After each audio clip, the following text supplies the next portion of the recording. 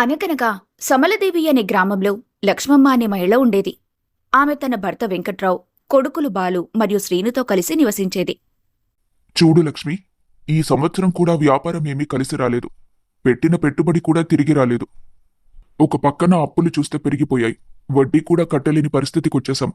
మరోపక్క నెల గడవడానికి మనకి చాలా ఇబ్బందిగా ఉంటుంది. పెద్దోడేమో ఇంజనీరింగ్ చదువుతున్నాడు. చిన్నవాడు వచ్చే ఏడాది ఇంజనీరింగ్లోకి వచ్చేస్తాడు. వాళ్ళకి ఫీజులే కట్టాలా, మనం బ్రతకడానికి దారి చూసుకోవాలా ఏం అర్థం కావటం లేదు లక్ష్మి. నాకేం చేయాలో ఏమీ అర్థం కావటం లేదు. అవునండి. మీకు సలహా ఇవ్వడానికి కూడా నాకేమీ తోచటం లేదు. వచ్చే రాబడి లేదు కానీ బాధ్యతలు పెరిగిపోతున్నాయి. ఈ ఆలోచనలతో నిద్ర కూడా సరిగ్గా పట్టడం లేదు. కనీసం మన దగ్గరున్న బంగారం కూడా తాకట్టు పెట్టేశాం. ఎలా చెయ్యాలో ఏం చెయ్యాలో ఏమీ అంతుపట్టడం లేదు. అమ్మా, ఇప్పటికే నా తోటి వాళ్ళందరూ ఇంజనీరింగ్ ఫీజు కట్టేశారు. వచ్చే నెలే నాకు సెమిస్టర్ ఎగ్జామ్స్ ఉన్నాయి. అప్పట్లో కానీ నేను ఫీజు కట్టకపోతే కాలేజ్ వాళ్ళు నన్ను పరీక్ష రాయడానికి అనుమతించరు. ఇంట్లో పరిస్థితి నాకు అర్థమవుతుంది. కానీ ఫీజు కట్టకపోతే చదువు మధ్యలో ఆగిపోతుంది. మనం ఇలాగే కూర్చుంటే ఏమీ చేయలేం. ఏదో ఒకటి ఆలోచించి తెగించి ముందుకు అడుగు వేయాలి. అవునమ్మా, ఏదో ఒకటి చేయాల్సిందే. ఎన్ని రోజులని ఏదో ఒకటి వస్తుందని ఎదురు చూస్తాం?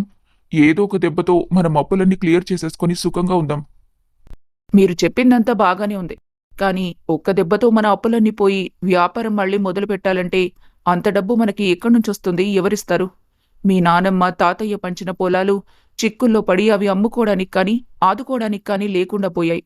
పోనీ అమ్మమ్మ తాతయ్యని అడుగుదామా అంటే మా పెళ్ళై 25 సంవత్సరాలైంది. ఇప్పటి వరకు వాళ్ళు ప్రతి సందర్భంలోనూ మనకి ఏదో విధంగా ఆదుకుంటూనే వచ్చారు. ఇప్పుడు మీరు పెద్దవాళ్ళైన తర్వాత కూడా వాళ్ళ దగ్గర చేయి చాచడం ఎంతవరకు కరెక్ట్? నువ్వు చెప్పింది నిజమే లక్ష్మి. వాళ్ళని సహాయం చేయమని అడగటం మన చేతకానితనమవుతుంది. వాళ్ళు ఏదో అనుకుంటారని కాదు, అడిగితే ఇస్తారు. కానీ అడగటానికి మనకు కూడా అర్హత ఉండాలి కదా.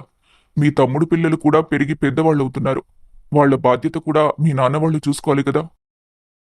మరేం చేద్దామంటారు నాన్న? అన్ని దారులు మూసుకుపోతే చెప్పమ్మా, ఏం చేద్దాం? మా చదువులు పూర్తయితే తప్ప మేము బాధ్యతలు తీసుకోలేం. నాన్నేమో వ్యాపారం వ్యాపారం అంటూ ఉన్నదంతా ఊడ్చేశారు. నువ్వేమో ఉన్న బంగారం అంతా తాకట్టు పెట్టి కూర్చున్నావు. మా పరిస్థితి ఏంటో మీరే చెప్పండి అంటూ కొడుకులిద్దరూ నిలదీయటంతో తల్లిదండ్రులు ఇద్దరికీ ఏం సమాధానం చెప్పాలో అర్థం కాలేదు. చూడు లక్ష్మి, నేనిలా అంటున్నానని ఏమీ అనుకోకు. ఇది నీ మనసుకి కష్టం కలిగించే విషయమే కావచ్చు. కానీ మనల్ని ఈ అప్పుల ఊబి నుంచి గట్టెక్కించే దారి మాత్రం ఒక్కటే కనబడుతుంది. నీ పెళ్లికి కట్నం కింద మీ నాన్న మీ ఊర్లో ఇచ్చిన ఆ ఎకరం పొలం ఉంది కదా, దాన్ని అమ్మేద్దాం లక్ష్మి. ప్రస్తుతానికి అది తప్ప మనకి వేరే మార్గం ఏది కనిపించడం లేదు. అయ్యో, అదేంటండి అలా అంటారు? ఆ పొలం మా అమ్మ గుర్తుగా నాన్న నాకిచ్చింది. దాన్ని అమ్మేస్తానంటే మా నాన్న అస్సలు ఊరుకోరు. నా పుట్టింటి జ్ఞాపకం అది. దాన్నెలా అమ్మేస్తామండి? అవునమ్మా, నాన్న చెప్పేది నిజమే. మనకిప్పుడు అది తప్ప వేరే దారి కనిపించటం లేదు. నా ఫీజు కట్టకపోతే నా చదువు ఆగిపోతుంది. తమ్ముడి పరిస్థితి కూడా అలాగే ఉంది. మనమున్న పరిస్థితిని చూసి నవ్వుకునేవాళ్లు తప్ప మనల్ని ఆదుకునేవాళ్లు ఎవ్వరూ లేరు కదమ్మా. అవునమ్మా, నువ్వే చెప్పావు కదా, నానమ్మ వాళ్ళు ఇచ్చిన పొలాలన్నీ చిక్కుల్లో ఉన్నాయని. ఇక మనకున్న ఏకైక ఆధారం అమ్మమ్మ ఇంటి దగ్గరున్న ఆ ఎకరం పొలమే. అదమ్మితేనే మన కష్టాలన్నీ తీరిపోతాయి. మనం ప్రశాంతంగా బతకగలం. మీరు ఎన్నైనా చెప్పండ్రా, కానీ ఆ పొలం అమ్ముతుంటే నా మనసు ఒప్పుకోవడం లేదు. ప్రతి ఏటా అది ఎంతో కొంత ఆదాయాన్ని ఇస్తూనే ఉంది కదా. నాకంటూ మిగిలిన ఏకైక ఆధారం అది. దాన్ని అమ్ముతానంటే మీ తాతయ్య ఒప్పుకోరు. మీ మావయ్య అసలే ఒప్పుకోడు. అమ్మా, అది వాళ్ళు నీకిచ్చిన ఆస్తి. నీ పొలం నీ ఇష్టం. అడగటానికి వాళ్ళెవరు? నువ్వమ్మాలని నిర్ణయించుకుంటే అడ్డు చెప్పడానికి వాళ్ళెవరు చెప్పు? పోనీ ఇప్పుడు మనం ఎంత కష్టాల్లో ఉన్నాం కదా, అప్పులన్నీ వాళ్ళు తీరుస్తామని ముందుకొస్తారేమో అడుగు. అప్పుడు మనం ఆ పొలాన్ని అమ్మకుండా కూర్చుందాం. అవునమ్మా, అడగడానికి నాన్నకు మొహమాటంగా ఉంది. మన మొహం చూసి కొత్తగా అప్పిచ్చేవాళ్ళు ఎవ్వరూ లేరు. ఆ పొలం అమ్మేసి ముందు అప్పుల బాధ నుంచి బయటపడదాం. రేపొద్దున అన్నయ్యకి నాకు ఉద్యోగాలొచ్చాక నీ పేరు మీద మళ్ళీ అంతకంటే ఎక్కువ పొలం కొనిపెడతాం. నువ్వేం కంగారు పడకమ్మా.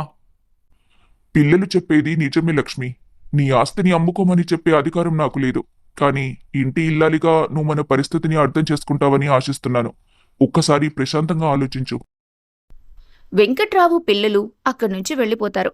లక్ష్మి ఒంటరిగా కూర్చుని తీవ్రమైన మనోవేదనలో ఉంటుంది. ఏం చెయ్యాలి భగవంతుడా? ఇలాంటి పరిస్థితి తీసుకొచ్చావు. ఒక పక్క కళ్ళ ముందు పిల్లల భవిష్యత్తు, మరోపక్క కన్నవారి జ్ఞాపకం. ఆ పొలం అమ్మితే నాన్న నా మొహం కూడా చూడడు. పుట్టింటి ఆస్తిని అమ్మేసుకున్నావా అంటూ తమ్ముడు నిలదీస్తాడు. కాని నా పుట్టింటి ఆస్తిని పట్టుకుని కూర్చుంటే నేను తల్లిననిపించుకుంటానా? అమ్మ గుర్తే కావాలా, లేక అమ్మ నేను నా పిల్లల భవిష్యత్తును నిలబట్టుకోవాలా? అంటూ ఆలోచిస్తూ పడుకుంటుంది. ఏంటి లక్ష్మి, ఇంకా నిద్రపోలేదా? ఆ పొలం అమ్మడం గురించి ఆలోచిస్తున్నావా? అవునండి, పొలమమ్మాలనే మాట వచ్చినప్పటి నుండి నా మనసు నాలో లేదు. ఏదో తెలియని బాధ, గుండెల్లో ఏదో బరువుగా ఉంది. మీరు పిల్లలు చెప్పింది నిజమే, కాదనను. కాని ఏ ఆడపిల్లకైనా పుట్టింటి వాళ్ళిచ్చిన ఆస్తి అంటే కేవలం భూమి కాదండి. అదొక గౌరవం, ఒక ఐశ్వర్యం. అది నాకు పసుపు కుంకుమల కింద పెట్టిన ఆస్తి. ఇప్పుడు దాన్ని అమ్ముతానంటే నాన్న ఏమనుకుంటాడో, తమ్ముడు ఏమంటాడో అని భయంగా ఉందండి. నీ బాధ నాకు అర్థమవుతోంది లక్ష్మి. ఏ ఆడపిల్లైనా పుట్టింటి ఆస్తిని పెంచుకోవాలని చూస్తుంది తప్ప అమ్ముకోవాలని ఎవ్వరూ అనుకోరు. నిజానికి ఇలాంటి పరిస్థితి రావటానికి కారణం నేనే. నీ ఆస్తి అమ్మాల్సిన పరిస్థితి వచ్చిందంటే దానికి కారణం నా అసమర్థతే. కానీ ఇప్పుడు మిమ్మల్ని ఆదుకునే స్థితిలో నేను లేను లక్ష్మి. ఈ కుటుంబానికి, మన పిల్లల భవిష్యత్తుకి ఇప్పుడు నువ్వే దిక్కు. అయినా మనం ఆ పొలం అమ్మేసి జల్సాలేం చేయటం లేదు కదా. అయ్యో, నా ఉద్దేశం అది కాదండి. ఆ అమ్మిన డబ్బుతో సగం అప్పులు తీర్చేయొచ్చు. పెద్దోడికి చిన్నోడికి ఫీజులు కట్టేస్తే వాళ్ళ చదువు సాగిపోతుంది. ఆ పైన నీ బంగారం తాకట్టులో ఉంది కదా, ముందు దాన్ని విడిపిస్తాను. ఇంకా ఏమైనా మిగిలితే దాంతో చిన్నగా మళ్ళీ వ్యాపారం మొదలు పెడతాను. నీ పుట్టింటి వాళ్ళు తిట్టుకుంటారని నాకు తెలుసు లక్ష్మి. కానీ ఆ తప్పు, ఆ నింద నా మీద వేసుకుంటాను. వాళ్ళ ముందు తలదించుకోవడానికి కూడా నేను సిద్ధమే. నువ్వు ఒక్కసారి ఆలోచించు. సరేనండి, మీరు పిల్లలు ఇంతలా అడుగుతున్నారంటే రేపు మా పుట్టింటికి వెళ్లి విషయం చెబుదాం. వేరే దారి లేనప్పుడు ఈ దారిలో వెళ్ళక తప్పదు కదా. రేపు నేను ఉన్నా లేకపోయినా ఆస్తి చెందేది నా పిల్లలకే కదా. వాళ్ల భవిష్యత్తు కోసమే దీన్ని అమ్ముతున్నామని నా మనసుని నేనే సరిపెట్టుకుంటాను. ఏదైతే అదయ్యింది. రేపు పొద్దున్నే వెళ్దాం. చాలా సంతోషం లక్ష్మి. నిన్ను ఇంతలా బాధ పెడుతున్నందుకు నన్ను క్షమించు.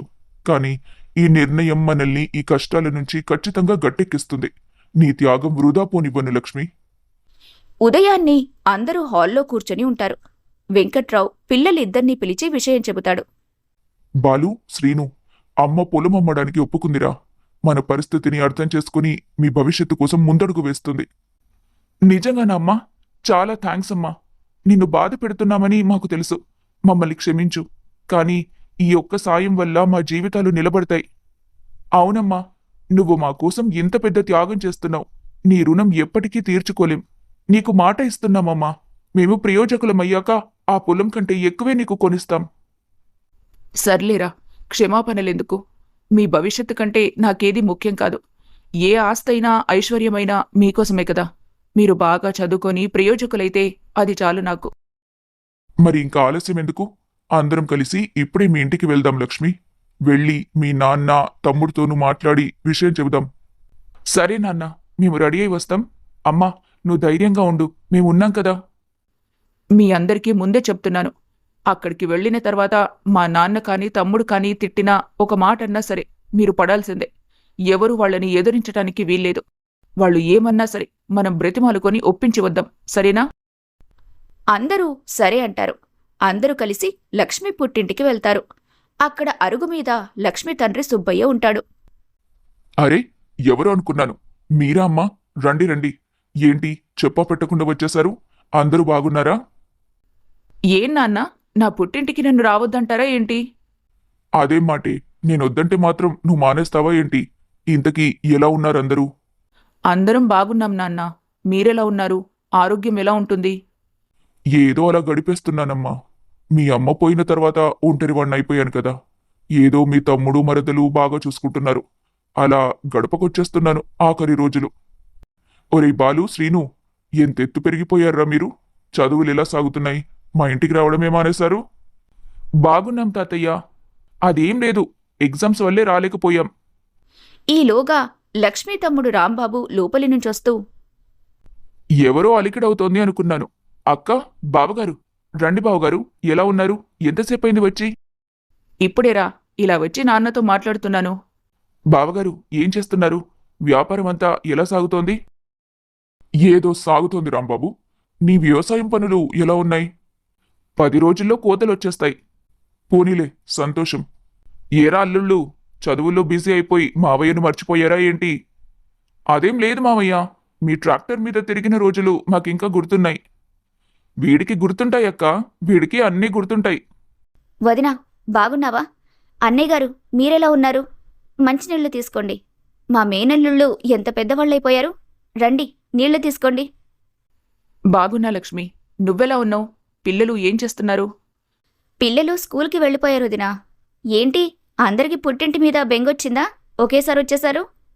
ఏం లేదు సుమతి. అందర్నీ చూసి చాలా రోజులైంది కదా అని వచ్చాం. నాన్నకు కూడా ఒంట్లో బాగుండట్లేదని తెలిసింది. నాకేం పర్వాలేదు తల్లి. మీరందరూ ఇలా వస్తే చాలు, నాకున్న జబ్బులన్నీ నయమైపోతాయి. రాంబాబు, అక్క వాళ్ళకి భోజనానికి ఏర్పాట్లు చెయ్యి.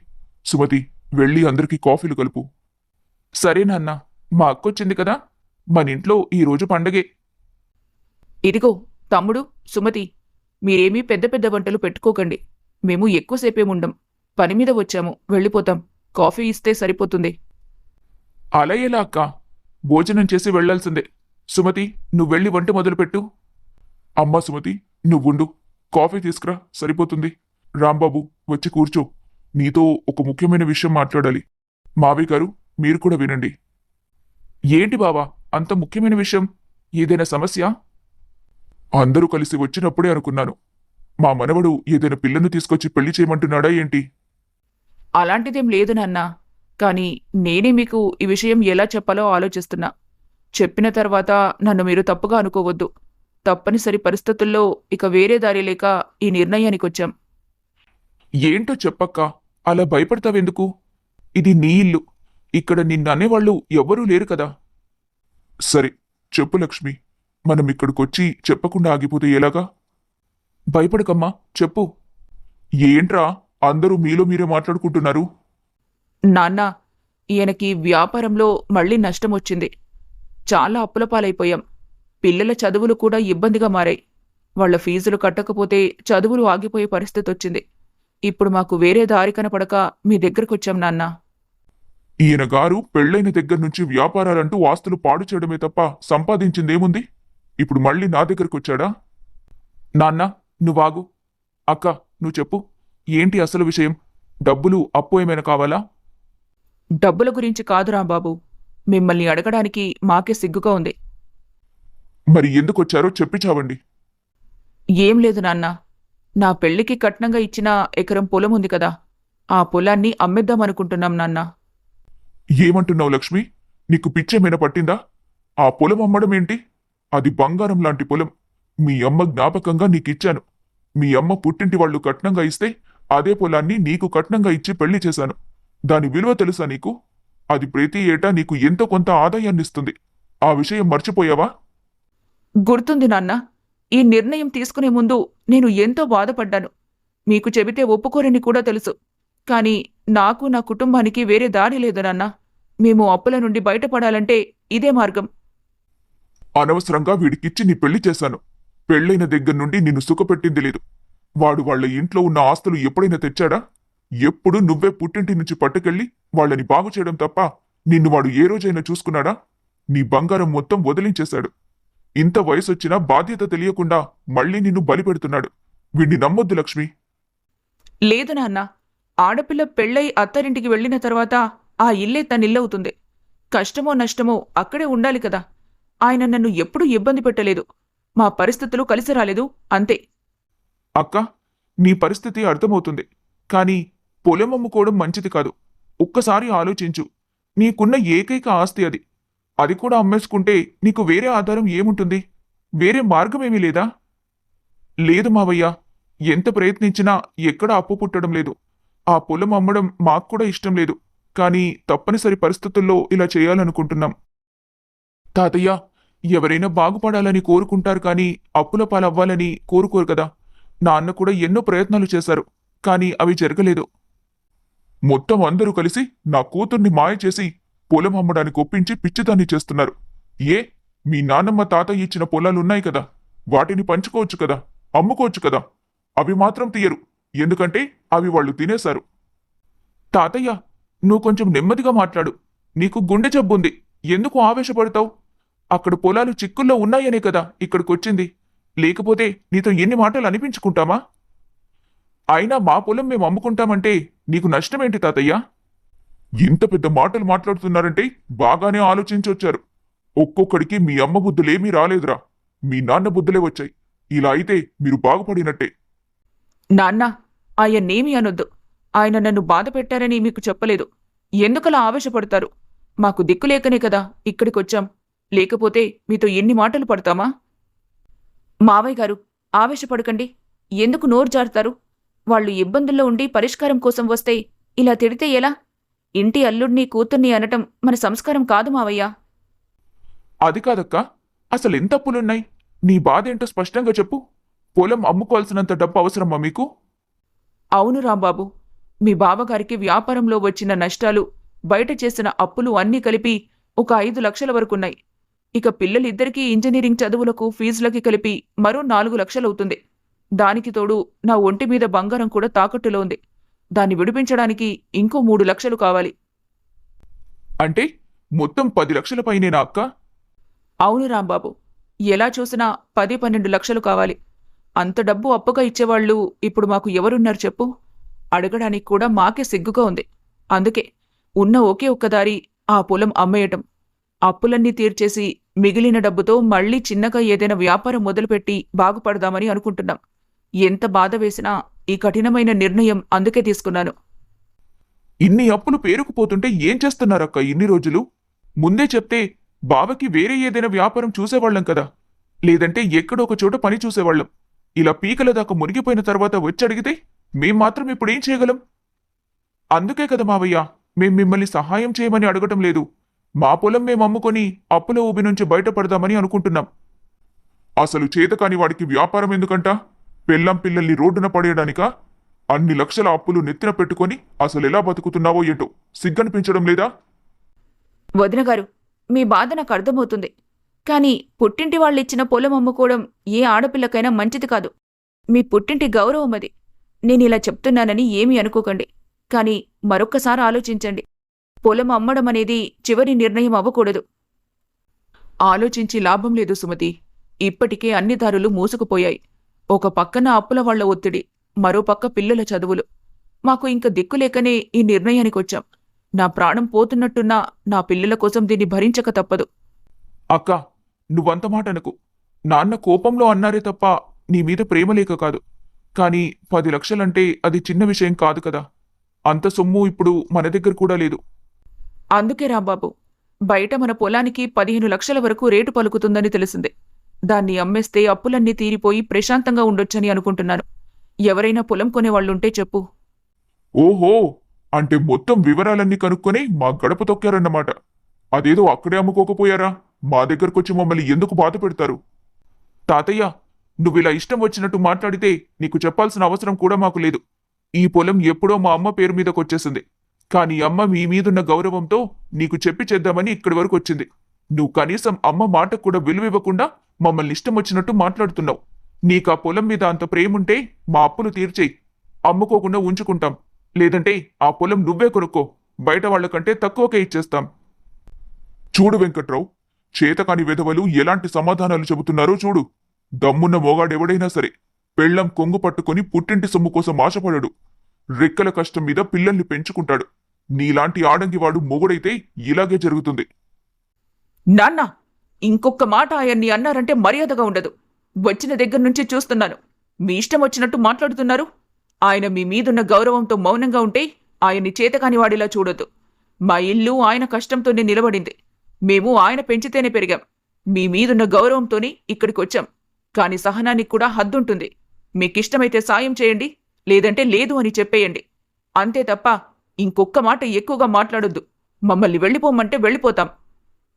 చూసావా రాంబాబు, కడుపున పుట్టిన కూతురు కూడా నా మాట లెక్క చేయటం లేదు. అంతలా మార్చేశారు దీన్ని. ఇక మీ చావు మీరు చావండి. ఆ పొలం అమ్ముకున్న తర్వాత మళ్ళీ నా గుమ్మం తొక్కొద్దు. మీ మోహాలు నాకు చూపించొద్దు. నాన్న, నువ్వు కాసేపు మౌనంగా ఉండు. అక్క, నువ్వు ఎవరికోసమైతే ఆస్తమ్ముతున్నావో వాళ్ళు రేపు నిన్ను చూస్తారని గ్యారంటీ ఏంటి? నీ కొడుకులకి ఉద్యోగాలొచ్చాక పెళ్లిళ్లు చేసుకుని వెళ్ళిపోతారు. అప్పుడు నీకు ఆధారం ఏముంటుంది? బావ ఎల్లకాలం నిన్ను పోషించగలడా? అదే ఆ పొలముంటే నీకు ముసలితనంలో ఒక ఆధారం ఉంటుందక్కా. లేదురా, నా కొడుకుల మీద నాకు నమ్మకం ఉంది. వాళ్లే నన్ను చూసుకుంటారు. వాళ్ల కోసమే కదా నేను ఇంతగా కష్టపడుతున్నాను. కొడుకుల్ని నమ్మకూడదక్కా. చదువుకున్న వాళ్ళు రేపు మాట మీద నిలబడరు. ముందు నిన్ను ఒంటరిగా వదిలేసి వాళ్ళ పెళ్లాలతో వెళ్ళిపోతారు చూడు. మావయ్య, మా గురించి నీకేం తెలుసని ఎలా మాట్లాడుతున్నావు? మా అమ్మను ఎలా చూసుకోవాలో మాకు తెలుసు. నీ సలహాలు మాకు అక్కర్లేదు. అందరూ ఒకేలా ఉండరు మావయ్య. ఇంకా ఇక్కడ ఎందుకు నిల్చున్నారు? వెళ్ళండి, వెళ్ళి ఆ పొలం కూడా తగలేసుకోండి. పదండి, మనం చెప్పాల్సింది చెప్పాం. ఇంకిక్కడ మనకు పని లేదు. అయ్యో వదిన గారు, ఆగండి. మీకోసం భోజనం సిద్ధం చేశాను, తినేసి వెళ్ళండి. ఇంటికొచ్చిన ఆడపడుచు ఖాళీ కడుపుతో వెళ్ళడం పుట్టింటికి మంచిది కాదు వదినా. లేదు సుమతి, మా నాన్నన్న మాటలతో నా కడుపు నిండిపోయింది. నేను వెళ్తాను. అక్క, అలా కాదు, నా మాట విను. నీ పొలం అమ్మే సంగతి నేను చూస్తాను. లేదు రాంబాబు, ఇప్పటికే ఆలస్యమైంది. ఏదైనా మంచి బేరముంటే మా ఇంటికొచ్చి చెప్పు.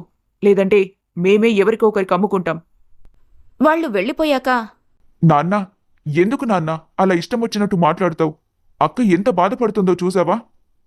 ఒరేయ్ రాంబాబు, నేనేమైనా కావాలని తిట్టాన్రా? ఆ పిచ్చిది రేపు ఒంటరిగా అన్యాయం అయిపోతుందనే బాధతో అలా అన్నాను. నేనున్నంత కాలం చూస్తాను. ఆ తర్వాత నీకు నీ పిల్లల బాధ్యతలు వచ్చేస్తాయి. అప్పుడు దాన్ని ఎవరు పట్టించుకుంటారు? పెళ్ళైన దగ్గర నుండి కష్టాలు పడుతూనే ఉందిరా. కనీసం నేను తిడితేనైనా ఆ నిర్ణయం మార్చుకుంటుందని అలా మాట్లాడాను. కానీ దాని రాతే అలా ఉంటే నేనేం చేస్తాన్రా? ఆ దేవుడే దానికి అండగా ఉండాలి. తెలుసు నాన్న, తండ్రిగా నీ ఆవేదన నాకు అర్థమవుతుంది. కానీ వాళ్ళున్న బాధలో మన మాటలు వాళ్ళకెక్కవు. అక్క కూడా నిర్ణయించుకుంది, దాన్ని మనం ఆపలేం. ఒరే రాంబాబు, అది మీ అమ్మ జ్ఞాపకంరా. నీ దగ్గర డబ్బుంటే నువ్వే ఆ పొలాన్ని కొనొచ్చు కదా. బంగారం లాంటి పొలం. దాన్ని వదులుకోవడం నాకిష్టం లేదురా. కొంత మొత్తం అయితే నేను సర్దగలను నాన్న. కానీ 15 లక్షలంటే నా దగ్గర ఎక్కడుంటాయి చెప్పు? ఏవండి, రేపొకసారి మీరు వదిన గారింటికి వెళ్ళి మళ్ళీ నచ్చజెప్పండి. కనీసం సగం పొలమైనా ఉంచుకోమని బతిమాలండి. సరే సుమతి, 2 రోజులు పోయాక వెళ్ళి మాట్లాడుతాను. అలా 2 రోజులు గడుస్తాయి. లక్ష్మి ఇంటి అరుగు మీద దిగులుగా కూర్చుని ఉంటుంది. రాంబాబు లోపలికొస్తాడు. వెంకట్రావు, బాలు, శ్రీను కూడా అక్కడికొస్తారు. అక్క, ఎలా ఉన్నావు? మన ఇంటి దగ్గర జరిగిన దాని గురించి ఆలోచించి ఇంకా బాధపడుతున్నావా? లేదు రాంబాబు, నాన్న నా మంచి కోసమే చెప్పారు. కాని నా పరిస్థితి వేరేలా ఉంది. చేజారిపోతున్న నా సంసారాన్ని కాపాడుకోవాలనే తాపత్రయంలో నాన్నకు ఎదురు చెప్పాల్సి వచ్చింది.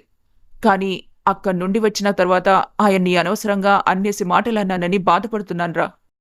పర్వాలేదక్కా, నాన్న కూడా నీ గురించి అక్కడ బాధపడుతున్నారు. నీ మీదున్న ప్రేమతోనే తప్ప నీపై ఎలాంటి ద్వేషం లేదు.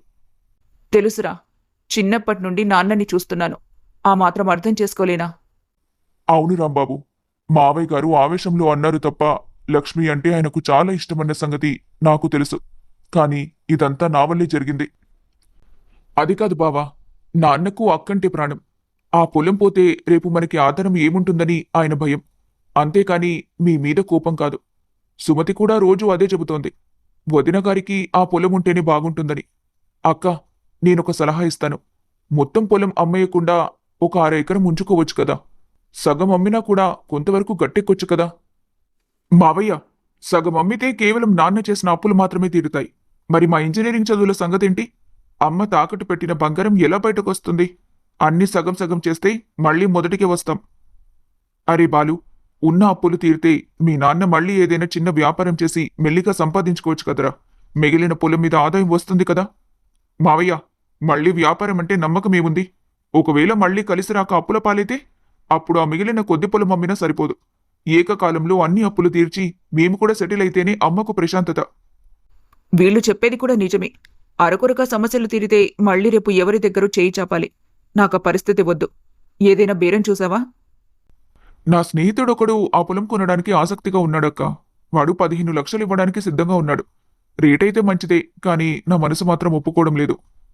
చూడు రాంబాబు, లక్ష్మికి ఆ పొలం మీద ఎంత మమకారం ఉందో నాకు తెలుసు.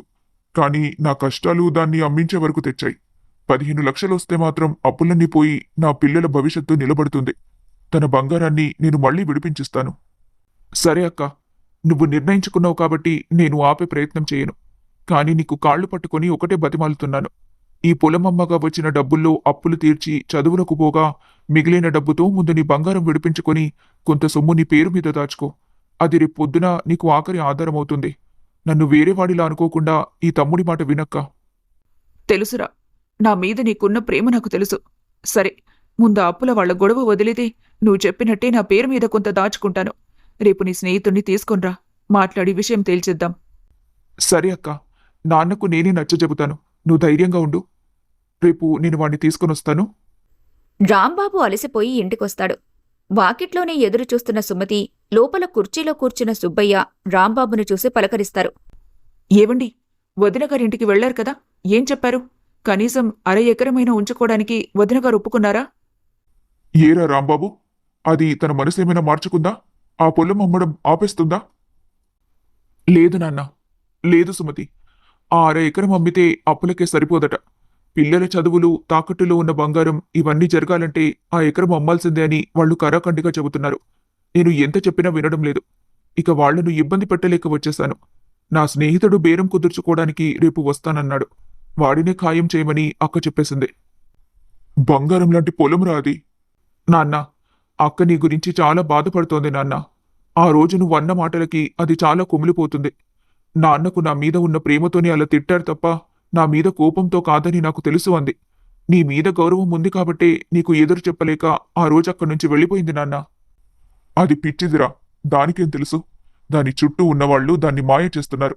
రేపా పొలం పోయాక దానికి ఏ ఆధారమూ ఉండదు.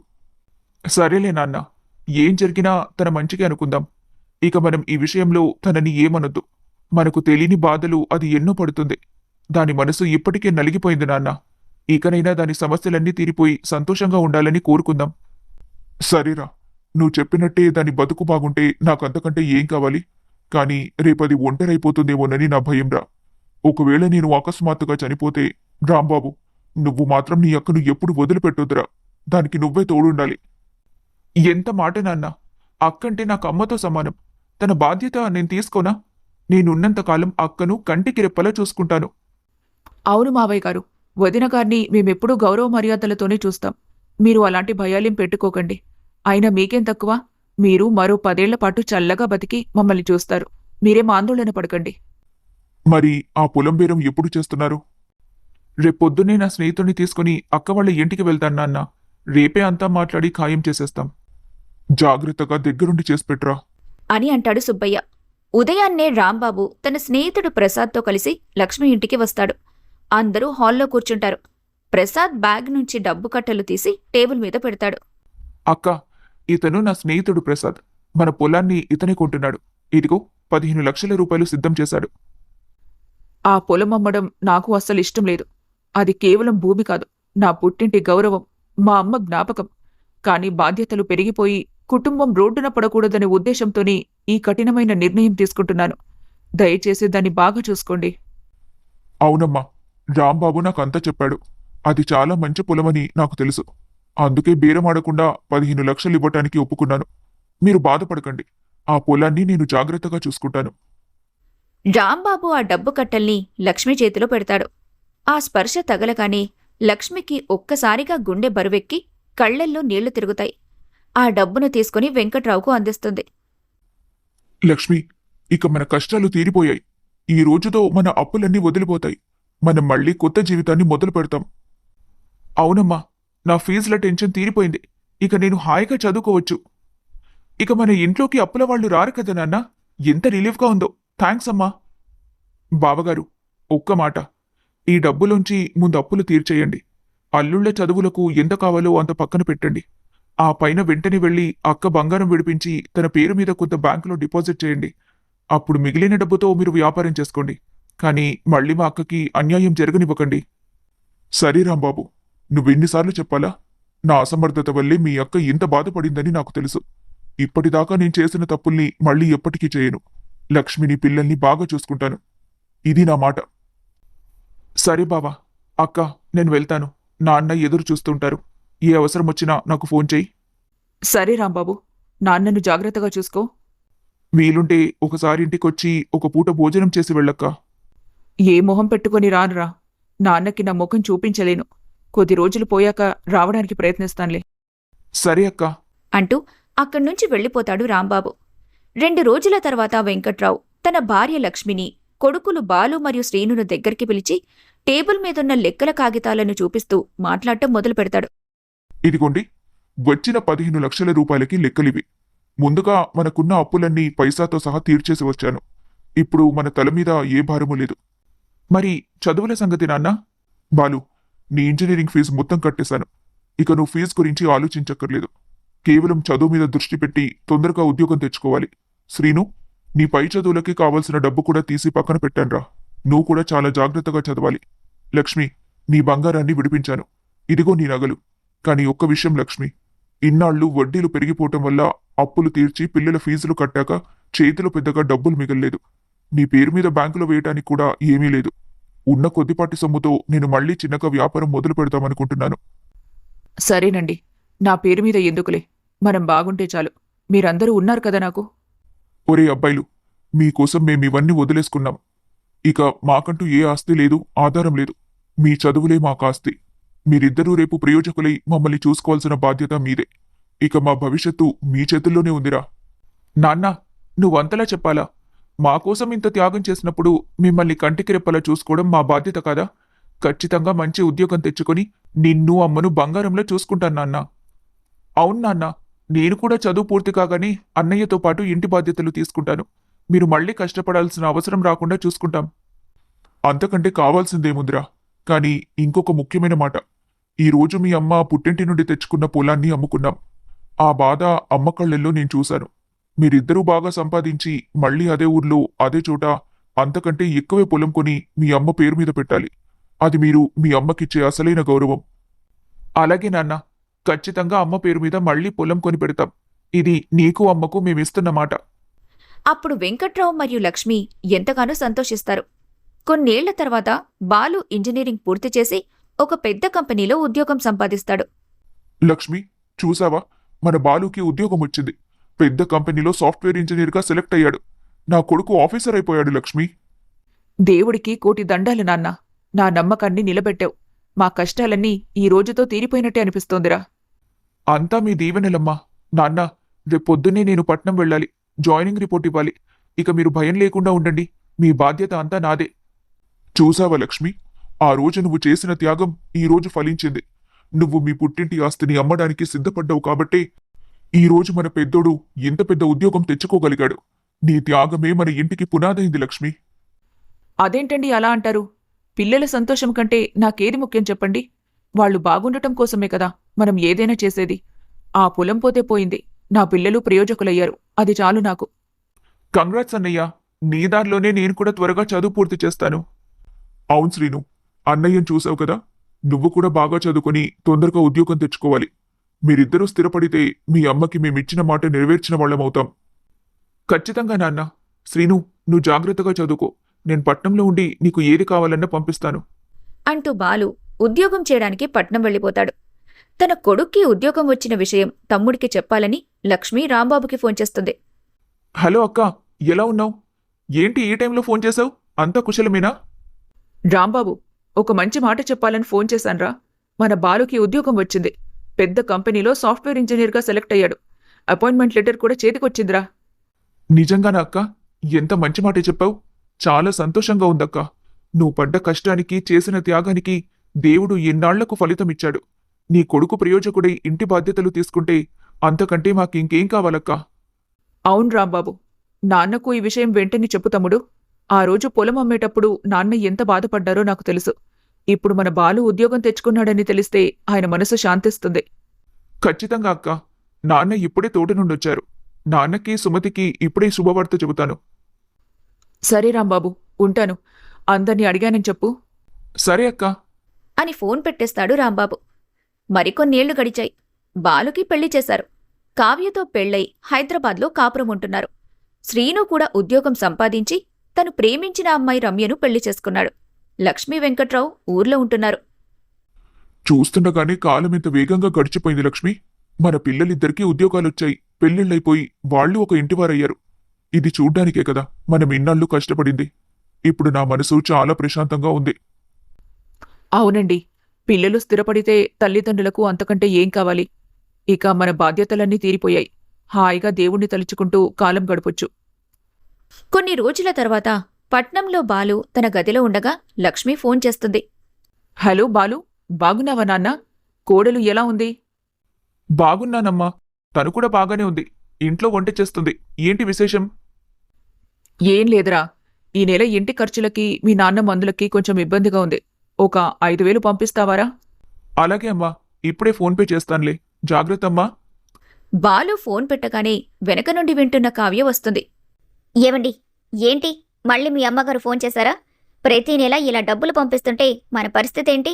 ఇక్కడ సిటీలో ఖర్చులు ఎలా పెరిగిపోతున్నాయో మీకు తెలీదా? అదేంటి కావ్య, అమ్మ ఇంటి ఖర్చుల కోసం అడిగింది. మా నాన్నకి మందులు కొనాలి కదా. కేవలం 5,000 కదా అడిగింది. 5,000 500 ప్రతి నెల ఇలా ఇస్తూ పోతే మనమెలా బతకాలి? మీకున్న అప్పులు కనిపించటం లేదా? ఏదో పెద్ద ఉద్యోగం చేస్తున్నారని మిమ్మల్ని పెళ్లి చేసుకున్నాను కానీ మీ వెనకాల ఎన్ని అప్పులున్నాయని నాకు తెలీదు. గొప్పగా పెళ్లి చేసుకున్నారనే కాని అదంతా అప్పు చేసి చేసుకున్నారని నాకు తెలీదు. ఇప్పుడు చూస్తుంటే తెలుస్తుంది. మొత్తం మీ పెళ్లి ఖర్చులన్నీ మీరే పెట్టుకున్నారు. మీ అమ్మా నాన్న మీకేం చేశారు? కేవలం చదివించి వదిలేశారు. అది తల్లిదండ్రులుగా వాళ్ల బాధ్యత. దాన్ని ఏదో గొప్ప త్యాగంలా చెప్పుకోవడమేంటి? అదే కాకుండా నెల నెల ఏదో పెన్షన్ పంపించినట్టు డబ్బులు పంపించాలంటే ఎలాగా? అలా అనకు కావ్య. అమ్మ తనకున్న ఏకైక ఆస్తి ఆ పొలం అమ్మి నన్ను చదివించింది. తను ఆ రోజు ఆ నిర్ణయం తీసుకోకపోతే ఈ రోజు నేను ఈ స్థాయిలోనే ఉండేవాణ్ణి కాదు. మనకి జీవితం, ఈ ఉద్యోగం, ఈ సౌకర్యాలు ఏమీ ఉండేవి కావు. అమ్మో, చదివిస్తే ఇక జీవితాంతం వాళ్ళకి కప్పం కట్టాలా ఏంటి? ఇప్పుడు మనం మన భవిష్యత్తు గురించి, మన పిల్లల గురించి ఆలోచించుకోవాలి. పోనీ మీరిస్తున్నారు సరే, మీ తమ్ముడు శ్రీను ఏమైనా ఇస్తున్నాడా? తను ప్రేమించిన అమ్మాయితో హాయిగా ఎంజాయ్ చేస్తున్నాడు. ఫ్లాట్ కూడా కొనుక్కున్నాడంట కదా. మనం ఇంకా అద్దె ఇంట్లోనే ఏడుస్తున్నాం. మీరేమో అందరికంటే పెద్దవాణ్ణి, అన్ని బాధ్యతలు నావే అని ఇలా దానాలు చేసుకుంటూ కూర్చుంటే రేపు మనకి ఇబ్బంది వస్తుంది. ఇకపై నాకు తెలియకుండా వాళ్లకొక్క రూపాయి కూడా పంపకండి. కావ్య, అది నా ఇల్లు. వాళ్ళు నా కన్నవారు. వాళ్ళనలా వదిలేయలేను. వాళ్ళకి వేరే ఆధారం కూడా లేదు కావ్య. ఎలా బ్రతుకుతారు? ఏ, మీ నాన్నగారు ఖాళీగా కూర్చోకపోతే ఏదో ఒక పని చేసుకోమనొచ్చు కదా. ఆ మాత్రం చేయలేరా? ఆయన నా చిన్నప్పటి నుంచి నిత్యం పనిచేస్తూనే ఉన్నారు కావ్య. ఇప్పుడే నాకు ఉద్యోగం వచ్చిందని చెప్పి కాస్త సుఖపడుతున్నారు. చూడండి, బాధ్యత వేరు, ఇలా ప్రతిదానికి మన మీద ఆధారపడటం వేరు. వాళ్ల దగ్గర బంగారం ఉందని చెప్పారు కదా, అది అమ్ముకోమనండి. లేదంటే మీ తమ్ముణ్ణి అడగమనండి. నా వరకు నాకు డబ్బు ముఖ్యం. దయచేసి అర్థం చేసుకోండి. లేదంటే కనుక చెప్పండి, నా దారి నేను చూసుకుంటాను. బాలు సమాధానం చెప్పలేక భార్య మాటలకు అటు తల్లి అవసరానికి మధ్య నలిగిపోతూ తలపట్టుకొని కూర్చుంటాడు. అక్కడ కొడుకు పంపించిన డబ్బులు చూసుకుని వెంకట్రావు, లక్ష్మి చాలా సంతోషిస్తూ ఉంటారు. చూసావా లక్ష్మి, మనం ఈ వయసులో కష్టపడకుండా మన పిల్లలిద్దరూ మనల్ని కంటికి రెప్పలా చూసుకుంటున్నారు. పెద్దవాడికిలా ఫోన్ చేయగానే డబ్బులు పంపించాడు.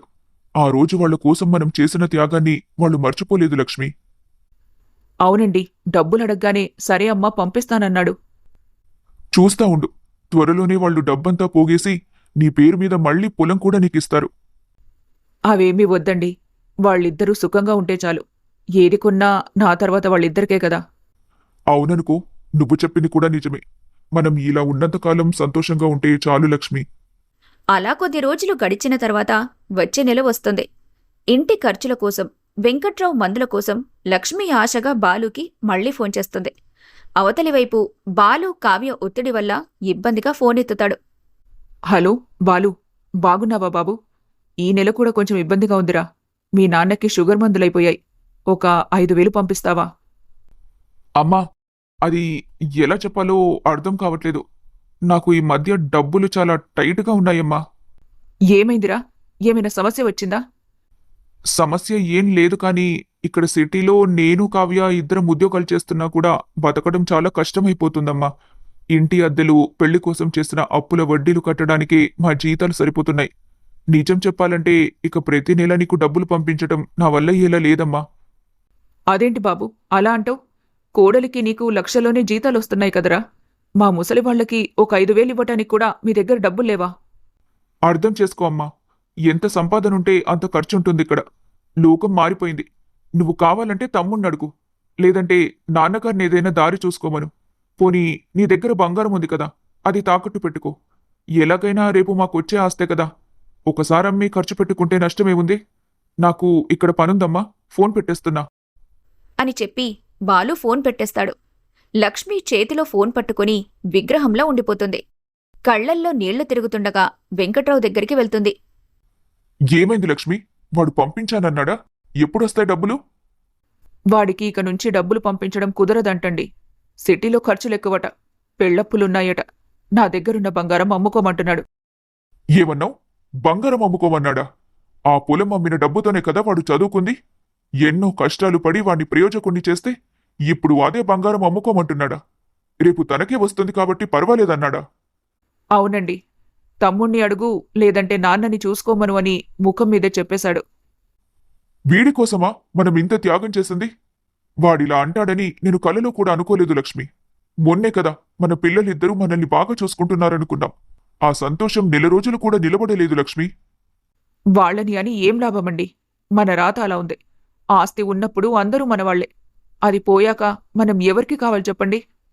సరే లక్ష్మి, మన చిన్నోడు శ్రీనుకి ఫోన్ చేసి అడుగు.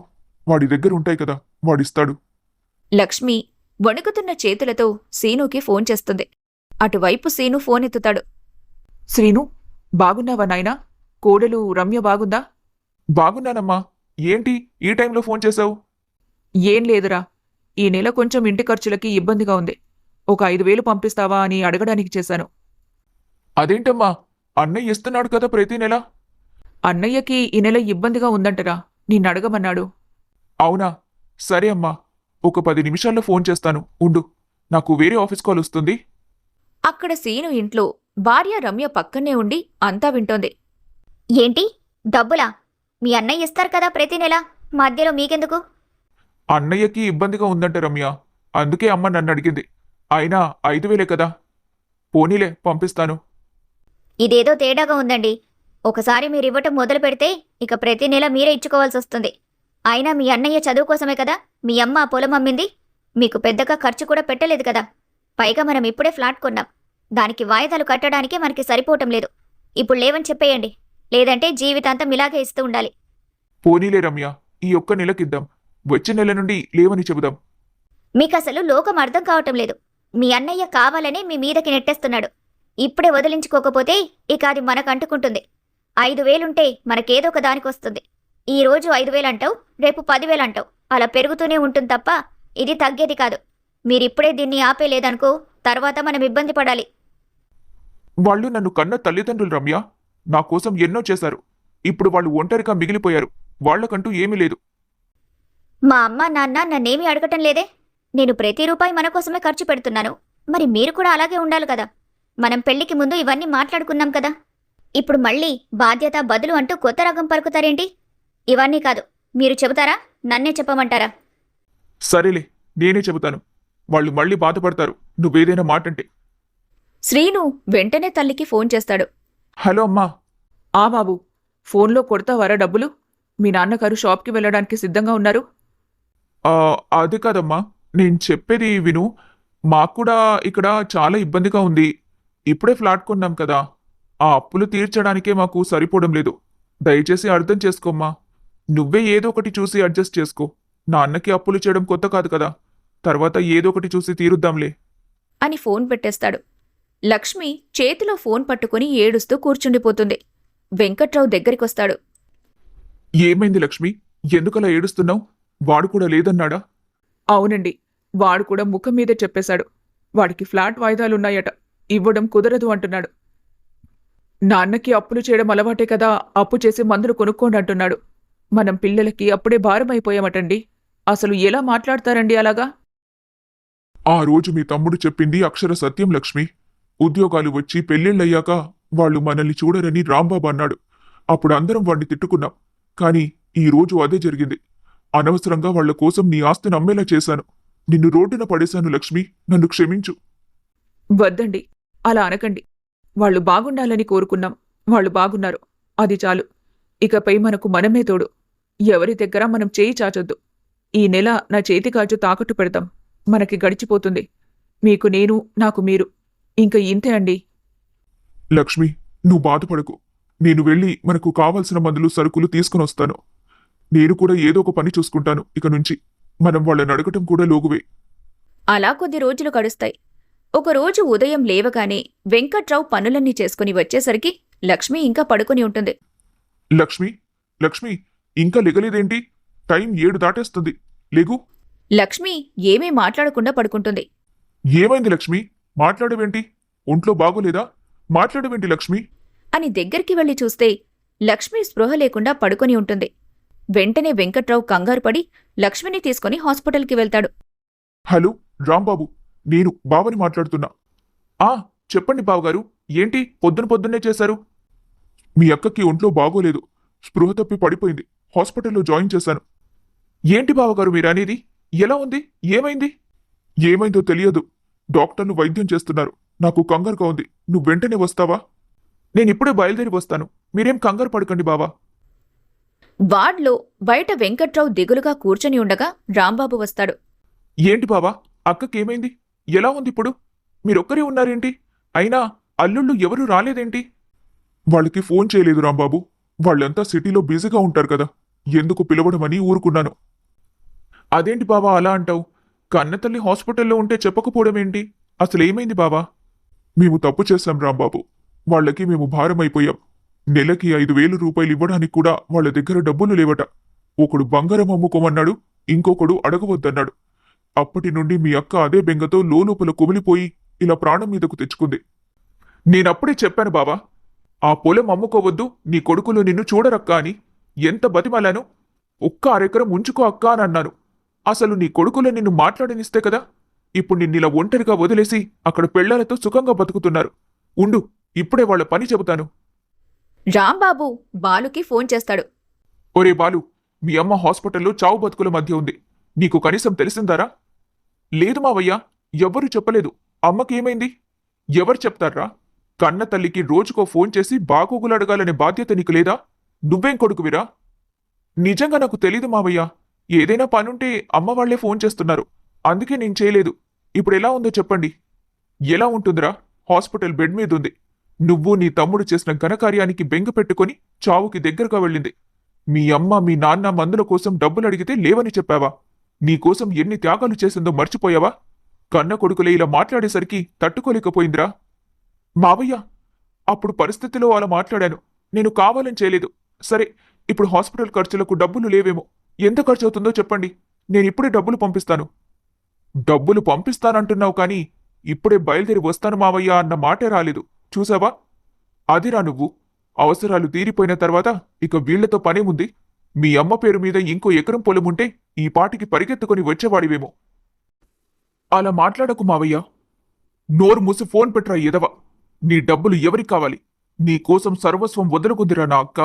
నెలకొక 5,000 పంపలేనోడివి ఇప్పుడు లక్షలు పంపిస్తావా? నీ గురించి, నీ స్వార్థం గురించి ఆలోచించి బెంగ పెట్టుకుంది.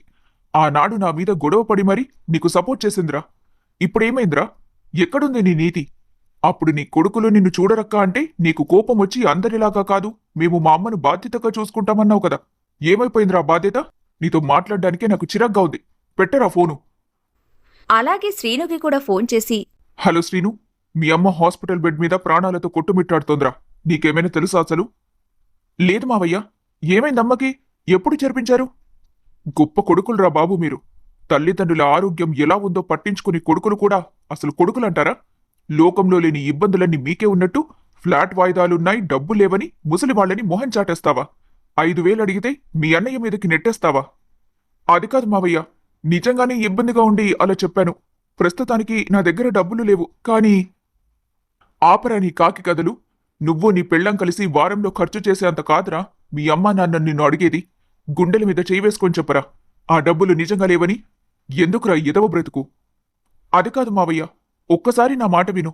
ఇప్పుడు ఎలా ఉందో చెప్పు అమ్మకి. పోనీ డబ్బులేమన్నా అవసరమా? నువ్వు మీ అన్నయ్యలాగానే ఏంట్రా? అమ్మను చూడ్డానికి వస్తాను మావయ్య అంటావేమో అని ఎదురు చూసాం ఇప్పటి వరకు. కాని ఇప్పుడు తిడుతున్నానని డబ్బులిస్తానంటున్నావు చూడు, అదిరా నువ్వు. మీ అమ్మ తన పొలం అమ్మి చదివించబట్టే కదా ఈ రోజు నువ్వు ఫ్లాట్ కొనే స్థాయికొచ్చావు. నీ భార్యకి నచ్చజెప్పలేని నువ్వొక మగాడువేనా? నీలాంటి వాడి కోసం ఎన్ని త్యాగాలు చేసిందిరా? మాట్లాడకుండా ఫోన్ పెట్టి. రాంబాబు లోపలికి వెళ్లి లక్ష్మితో మాట్లాడతాడు. అక్క, ఎలా ఉందిప్పుడు? పర్వాలేదురా. ఏమైందో తెలీదు కానీ రాత్రి పడుకున్న తర్వాత మైకం కమ్మేసింది. ఇదిగో పొద్దున లేచి చూసేసరికి హాస్పిటల్ బెడ్ మీదున్నాను.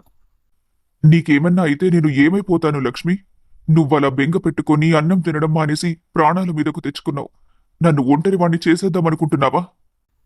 ఏమోనండి, ఎంత తట్టుకుందామన్నా కూడా మనసు తట్టుకోలేకపోతుంది. లోపల ఏదో ఆవేదన. ఇదిగో, నువ్వు మన కొడుకుల గురించి వదిలి మనమిద్దరం సంతోషంగా ఉన్నామా, ఆరోగ్యంగా ఉన్నామా, అదే కావాలి మనకి. అక్క, నీ కొడుకులిద్దరికీ ఫోన్ చేశాను. వాళ్ళు డబ్బులు పంపిస్తారట. కానీ నిన్ను చూసే తీరిక లేనంత బిజీగా ఉన్నారట. ఇలాంటి వాళ్ల కోసమా నువ్వానాడు మా మీద గొడవ పడింది? నాన్న ఆ రోజు నిన్ను తిట్టింది కూడా ఎందుకే కదక్కా? నేనేదో నీ కొడుకుల్ని తిడుతున్నాను అనుకోకు.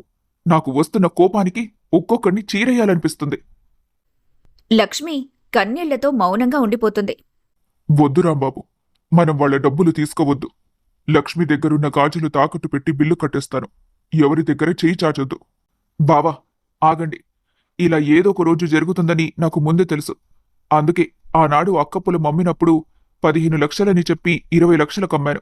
ఆ మిగిలిన 5 లక్షల విషయం మీకు చెప్పకుండా అక్క పేరు మీద ఫిక్స్డ్ డిపాజిట్ చేశాను. ఇదిగో ఆ డబ్బులు, దానికి వచ్చిన వడ్డీ. ఇవి అక్క హాస్పిటల్ ఖర్చులకి, మీరు ఏడాది పాటు గౌరవంగా బతకడానికి సరిపోతాయి. రాంబాబు, ఎంత పనిచేశావురా! మేమెన్ని తప్పులు చేసినా మాకు అండగా నిలబడ్డావు. కన్న కొడుకులు పట్టించుకోకపోయినా నువ్వు మా బాగోగులు చూస్తున్నావు. నీలాంటి తమ్ముడు అందరికీ ఉండాలి. బావగారు, ఆడపిల్లకు పుట్టిన ఇల్లే ఆఖరి వరకు అండ. అక్క ఏమనుకున్నా సరే, తమ్ముడిగా నా బాధ్యత నేను నెరవేర్చాను. ఇక మీరు నిశ్చింతగా ఉండండి. లక్ష్మి హాస్పిటల్ నుండి డిశ్చార్జ్ అయి తమ్ముడిచ్చిన భరోసాతో తన ఇంటికి ప్రశాంతంగా వెళ్తుంది. కొడుకుల మీద ఆశలు వదులుకొని భర్తతో కలిసి తన దారిన తాను బతుకుతుంది. అక్క, ఇప్పుడెలా ఉంది? ప్రాణం కొంచెం కుదుటపడింది కదా?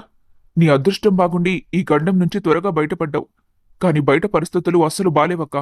దేశం మొత్తం కరోనా అనే మహమ్మారి వైరస్ వచ్చేసింది. అవునరా రాంబాబు, టీవీలో ఏదో చెబుతున్నారు. కాని ఇంత భయంకరంగా ఉంటుందని అనుకోలేదు. అవునక్క, చాలామంది ఇబ్బంది పడుతున్నారు. ఇది మనుషుల నుండి మనుషులకు సోకుతుందట. అందుకే నువ్వెక్కడికి వెళ్ళొద్దు. బావగారు, మీరు కూడా చాలా జాగ్రత్తగా ఉండండి. ఈ మందులన్నీ టైంకి అక్కకి వేయండి. మీకు ఏ అవసరం వచ్చినా అపరాత్రి అని కూడా చూడకుండా నాకు ఫోన్ చేయండి. నేను వచ్చి మిమ్మల్ని చూసుకుంటాను. ఆ విషయంలో మీరు అస్సలు భయపడకండి. రాంబాబు, ఒక్క మాటరా. ఈ విషయాలేవీ నాన్నకి చెప్పకు. ఆయన వింటే తట్టుకోలేడు. తెలుసక్క, నీ మీద బెంగతో నాన్న అప్పుడే సగం కుంగిపోయారు. ఇప్పుడు నీ కొడుకులు నిన్నిలా మోసం చేశారని తెలిస్తే ఆయన అస్సలు తట్టుకోలేరు. నాన్న ఆ రోజు గొడవపడింది కూడా ఇలాంటి రోజు ఒకటి వస్తుందని. అందుకే నేను ఆయనకి ఏం చెప్పలేదు. ఆయన ఇంట్లో విశ్రాంతి తీసుకుంటున్నారు. అది మంచిదైంది రాంబాబు. నాన్న ప్రశాంతంగా ఉంటే చాలు. అక్క, సుమతికి విషయం చెప్పాను. తను నీ గురించి చాలా బాధపడింది. వీలు చూసుకొని నిన్ను చూడ్డానికి వస్తానంటుంది. పర్వాలేదురా రాంబాబు. తనకెందుకు ఇబ్బంది పెట్టడం? నువ్వు రోజూ వస్తున్నావు కదా, చాలు. లేదక్కా, తనకి నీ మీద చాలా మర్యాద, గౌరవం. వదినగారిని చూడాలి, ఈ కష్టకాలంలో పక్కనుండాలని ప్రతిరోజు అడుగుతోంది. పరిస్థితులు కొంచెం చూసుకొని నేనే తనని ఇక్కడికి తీసుకొస్తాను. నువ్వేం భయపడకు. నీకు నీ తమ్ముడున్నాడు. రాంబాబు, నువ్వు ఉండబట్టే మాకీరోజు ఈ ధైర్యం రా. బావగారు, మళ్ళీ ఆ మాట అనకండి. సరే, చీకటి పడుతోంది, నేను బయలుదేరుతాను. అక్క, జాగ్రత్త. కొంతకాలం గడిచింది. వెంకట్రావు హాల్లో కూర్చుని టీవీలో వార్తలు చూస్తుంటాడు. వార్తల్లో లాక్డౌన్, కరోనా మరణాల గురించి భయానక దృశ్యాలు వస్తుంటాయి. ఏవండి, ఏంటండి వార్తల్లో అలా చెబుతున్నారు? ఏదో కొత్త వ్యాధంట, గాలి ద్వారా సోకుతుందట. 1000 మంది చనిపోతున్నారని చూపిస్తున్నారు. పట్టణాల్లో ఉన్నవాళ్లు అసలు బయటకు రావద్దని పోలీసులు చెబుతున్నారు. మన పిల్లలున్న దగ్గర కూడా ఇదే పరిస్థితి ఉందా అండి? అవును లక్ష్మి, ఒక్క మన దేశమే కాదు, ప్రపంచమంతా ఇదే పరిస్థితి ఉంది. దాన్ని కరోనా అంటున్నారు. ఎక్కడికక్కడ లాక్డౌన్ చేసేశారు. ఎవరి ఇంట్లో వాళ్లే బందీలైపోయారు. అయ్యో దేవుడా! మనకేమో ఇక్కడ పల్లెటూరు కాబట్టి కాస్త పచ్చని చెట్లు, గాలి ఉన్నాయి. పట్నాల్లో అంతా ఇరుకిరుకు గదులండి. వాళ్లు ఇల్లు విడిచి బయటకు రాకుండా ఎలా ఉంటున్నారో ఏమో. ఆ వ్యాధి సోకిన వాళ్ల దగ్గరికి కన్నవాళ్లు కూడా వెళ్లటం లేదట కదండి. అందరూ దూరంగా పారిపోతున్నారట. వింటుంటేనే భయం వేస్తోంది. అవును లక్ష్మి, ఆ వ్యాధి లక్షణమే అది. ఒకరికి వస్తే ఇంకొకరికి అంటుకుంటుందని సొంత వాళ్లే మొహం చాటేస్తున్నారు. ఆసుపత్రుల్లో బెడ్లు దొరక్క జనాలు పడుతున్న కష్టం చూస్తుంటే ప్రాణం విలవిల్లాడిపోతుంది. ఏవండి, మరి మన పిల్లలు ఎలా ఉన్నారు? బాలు ఫోన్ చేశాడా? శ్రీను ఏమైనా చెప్పాడా? వాళ్ళ భార్యలు క్షేమంగానే ఉన్నారా? లక్ష్మి, నువ్వింకా వాళ్ల గురించి ఆలోచిస్తున్నావా? నువ్వు హాస్పిటల్ నుండి తిరిగొచ్చిన తర్వాత కనీసం ఒక్కడు కూడా ఫోన్ చేసి అమ్మా బాగున్నావా అని అడిగారా? వాళ్లేమో లక్షల్లో సంపాదిస్తున్నారు. వాళ్లకు కావలసినవన్నీ సమకూర్చుకోగలరు. డబ్బుంది కదా, వాళ్ళు ఎక్కడున్నా బానే ఉంటారులే. మనల్ని వద్దనుకున్న వాళ్ల గురించి ఇప్పుడు దిగులు పడటం ఎందుకు? వాళ్లు మనల్ని వద్దనుకున్నా మనం వాళ్లకి జన్మనిచ్చాం కదండి. వాళ్ళెలా ఉన్నా మన బిడ్డలే కదా. ఈ కష్టకాలంలో వాళ్లకేమైనా అయితే నేను తట్టుకోలేను. అదే టైంకి వెంకట్రావు ఫోన్ రింగ్ అవుతుంది. హలో, ఎవరు? నేను నాన్న, బాలు మాట్లాడుతున్నాను. ఏంట్రా, చాలా రోజులకు ఫోన్ చేశావు? ఇన్నాళ్లకు గుర్తొచ్చావా మేము? హలో నాన్న, ఎలా ఉన్నారు నాన్న? అంతా బాగున్నారా? బానే ఉన్నాం, ఎలాగోలా బతుకుతున్నాం. సరే కాని అక్కడ పరిస్థితి ఏంటి? పేపర్లలో టీవీలో భయంకరంగా వస్తోంది. మీ అమ్మ ఇక్కడ నీ గురించి, శ్రీను గురించి తెగ కంగారు పడిపోతుంది. అదే నాన్న చెబుదామని ఫోన్ చేశాను.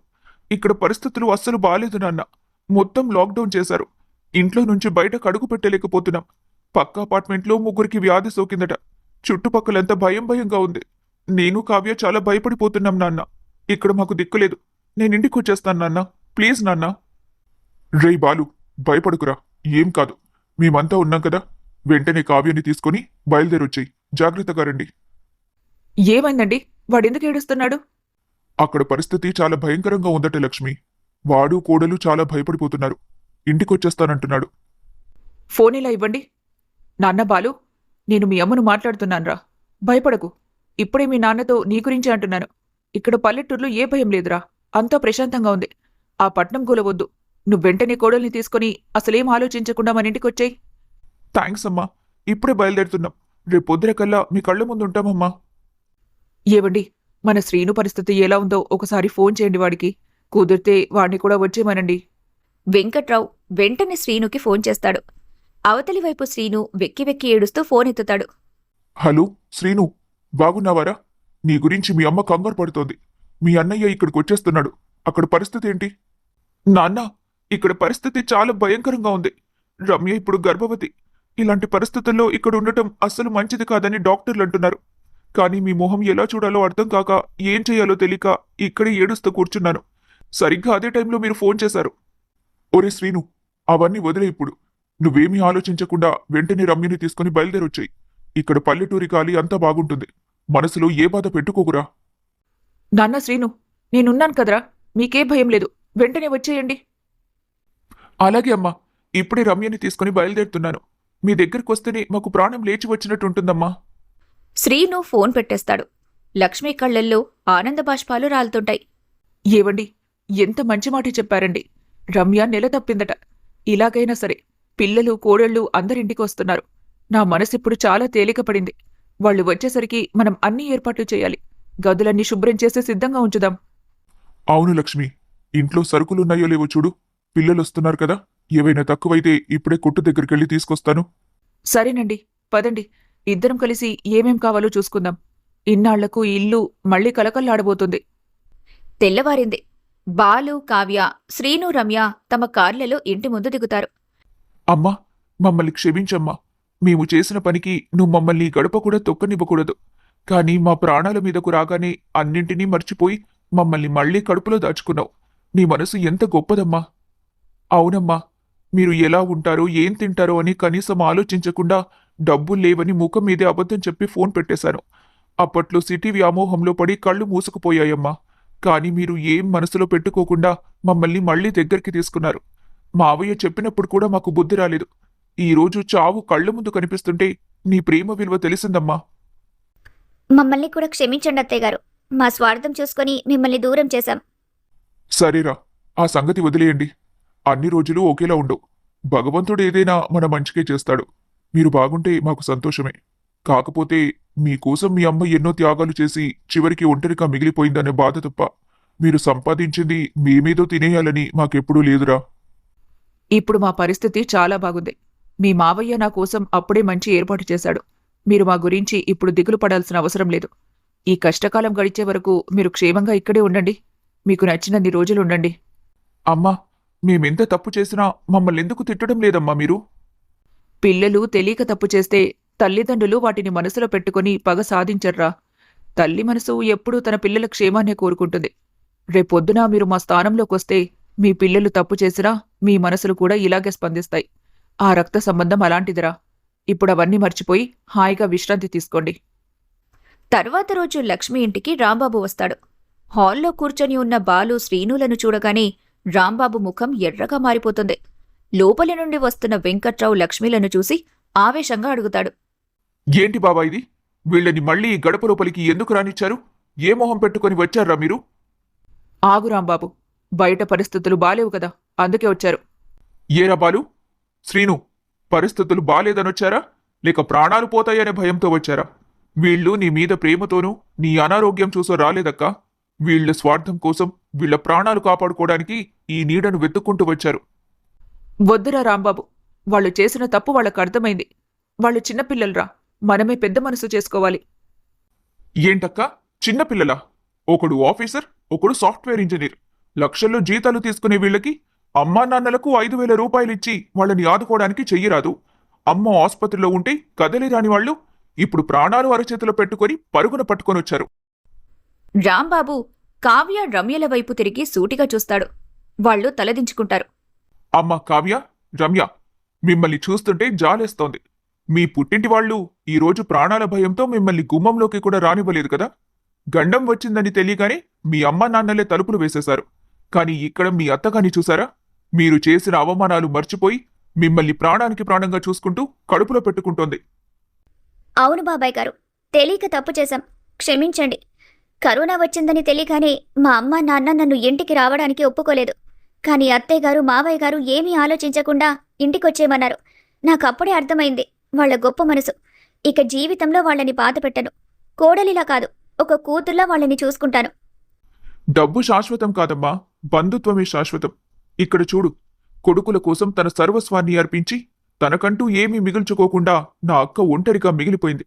అలాంటిది తన ఆసుపత్రి ఖర్చుకు 5,000 రూపాయలు ఇవ్వటానికి మీరు 100 రకాలుగా ఆలోచించారంటే మిమ్మల్ని ఏమనాలి? రేపొద్దున ఇదే పరిస్థితి మీకొస్తే మిమ్మల్ని ఎవరు చూస్తారు?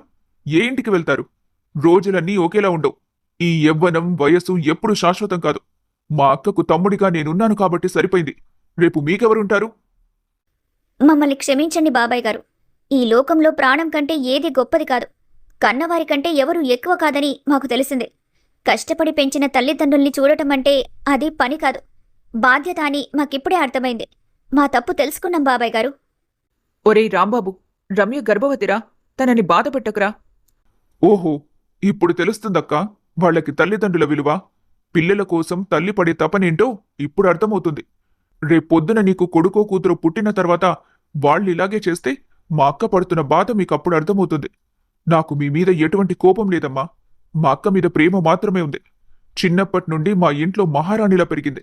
అలాంటి మా అక్క ఈరోజు హాస్పిటల్లో అనాథల పడుంటే ఆవేదన తట్టుకోలేక ఇలా అరుస్తున్నాను. నోరు తెరిచి నన్ను అడగలేదు కానీ 5,000 రూపాయలు ఏం కర్మ, నా ఆస్తి మొత్తం రాసిచ్చేస్తాను. మావయ్య, ఆ రోజు రమ్య మాట వినకపోయి ఉంటే బాగుండేది. ఫ్లాట్ వాయిదాలున్నాయి కాబట్టి అమ్మకి డబ్బులు ఇవ్వలేనని ఎంత కఠినంగా చెప్పానో గుర్తొస్తే నాకే అసహ్యం వేస్తోంది మావయ్య. మావయ్య, నన్ను క్షమించు. ఆ రోజు నా భార్య మాట విని నేను చాలా తప్పుగా మాట్లాడాను. అమ్మ నా కోసం చేసిన త్యాగం మర్చిపోయాను. నువ్వు తిట్టినా కొట్టినా నేను పడతాను మావయ్య, కాని మమ్మల్ని పరాయి వాళ్లలా చూడకు. ఒరేయ్, భార్యని పిల్లల్ని చూసుకోవడం సంసారం కాదురా. కాని కన్న తల్లిని అనాథల వదిలేయటం హీనం. రేపు మీ పిల్లలు కూడా ఇదే పని చేస్తే అప్పుడు తెలుస్తుందా నొప్పి. ఒక్క విషయం గుర్తుపెట్టుకోండ్రా, తల్లిదండ్రులు మనల్ని తప్పుగా చూడాలని ఎప్పుడూ కోరుకోరు. వాళ్ళ ఆఖరి శ్వాస వరకు మన మంచే కోరుకుంటారు.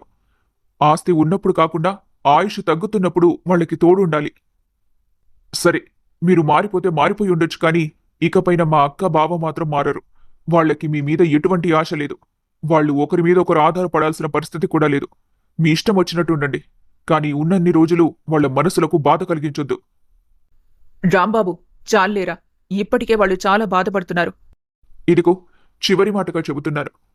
నా అక్కకి కొడుకుల అండ ఉన్నా లేకపోయినా కూడా ఎప్పుడూ తన పుట్టింటి అండ ఉంటుందిరా. కొడుకులు వదిలేసినా ఈ తమ్ముడు చచ్చే వరకు తనని వదిలిపెట్టడు. తమ్ముడు, కోపం తగ్గించుకోరా. నువ్వు చెప్పిందంతా నిజమే. పుట్టినిల్లు ఆడపిల్లకిచ్చే ధైర్యం మరేదీ ఇవ్వలేదు. ఈ రోజు నా తమ్ముడు నా వెనుకున్నాడనే ధైర్యమే నన్ను మళ్లీ నిలబెట్టింది. కానీ రాంబాబు, వీళ్ళు నా రక్తమాంసాలురా. దారి తప్పిన బిడ్డలు మళ్లీ దారిలోకి వచ్చినప్పుడు వాళ్ళని క్షమించి అక్కున చేర్చుకోవడమే కదా అమ్మగా నా బాధ్యత. వాళ్ళు చేసిన తప్పు వాళ్ళకర్థమైంది. అదే 10,000 రా. అవును రాంబాబు, వాళ్ల కళ్లల్లో పశ్చాత్తాపం కనిపిస్తోంది. మనసు మార్చుకున్న మనిషిని మనం మళ్లీ దూరం చేసుకోకూడదు కదా రాంబాబు. మీ మనసు చాలా గొప్పది, అందుకే మీరు వీళ్ళని క్షమించగలిగారు.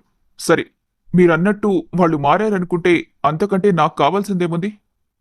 చూడు రాంబాబు, ఇన్నాళ్లకు నా సంసారమంతా ఒక చోటు చేరింది. ఆస్తి పోయినా పర్వాలేదు కానీ అనురాగం మాత్రం పోకూడదు. ఈ కష్టకాలం మనల్ని మళ్లీ కలిపింది. ఇకపై మన ఇంట్లో గొడవలుండవు. కేవలం ప్రేమ మాత్రమే ఉంటుంది. ఒరే బాలు, శ్రీను, మీ అమ్మను నాన్నను మళ్ళీ కంటికి రెప్పలా చూసుకుంటే నేను మళ్ళీ పాత మావయ్యలా మీతోనే ఉంటాను. తప్పకుండా మావయ్య, థ్యాంక్ యూ. లోకమంతా నిన్ను వదిలేసినా తలదాచుకోవడానికి అమ్మ ఒడి ఒక ఆశ్రయమైతే, ఆ ఒడికి కష్టం వస్తే కొండంత అండగా నిలిచేది పుట్టింటి అనురాగం. కన్నవారి త్యాగాన్ని బాధ్యతగా గుర్తించిన రోజే పిల్లల ఎదుగుదలకి సార్థకత లభిస్తుంది. ఎందుకంటే ఆస్తులు మళ్లీ సంపాదించుకోవచ్చు కాని ఆశీర్వాదమిచ్చే తల్లిదండ్రులు మళ్లీ దొరకరు.